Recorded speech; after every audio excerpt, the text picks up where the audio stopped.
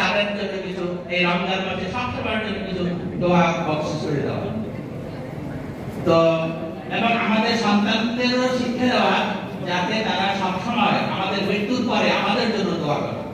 আপনাদেরকে আমি একটা আমলের কথা বলতে চাই, সেটা হলো আপনারা সবাই নামাজ পড়েন, ফজরে মাগরিবের নামাজের সময় অন্ততপক্ষে আমাদের মৃত আব্বা আম্মা আত্মীয়স্বজনের জন্য আমরা দোয়া করি।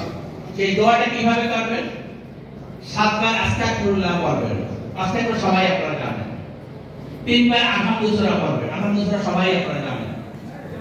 10 বার সূরা ইখলাস পড়বেন, এই সূরা ইখলাস আপনারা জানেন। আর একটা দুরূদ শরীফ পড়বেন, ছোট্ট একটা দুরূদ শরীফ, আল্লাহুম্মা সাল্লি আলা সাইয়্যিদিনা মুহাম্মাদ ওয়া সাল্লাল্লাহু আলাইহি ওয়া সাল্লাম। এই দোয়াটা করে আমাদের মৃত আব্বা আম্মা আত্মীয়স্বজন যারা আছে তাদের দোয়া বকশিশ করে দেবেন। কারণ আমাদের যারা পূর্ববর্তী যারা ইন্তেকাল করেছে তাদের কিন্তু এখন আমাদের কাছে চাওয়া পাওয়া কিছুই নেই। তারা আমাদের কাছে ভাত চায় না, বিরিয়ানিও চায় না, কর্মফল চায় না, ইফতারের সামগ্রীও চায় না, কিছুই আমাদের কাছে চায় না। শুধু আমাদের কাছে চায়, আমাদের তাকাই থাকে যে আমরা তাদের জন্য দোয়া বকশিশ করি কিনা। ওইটি তাদের পাওনা, ওইটি তাদের কবরে আযাব লাগু হয়ে যায়। তাই আমি আর বক্তব্য রাখবো না, আপনারা অন্ততপক্ষে এই আমলটা করেন।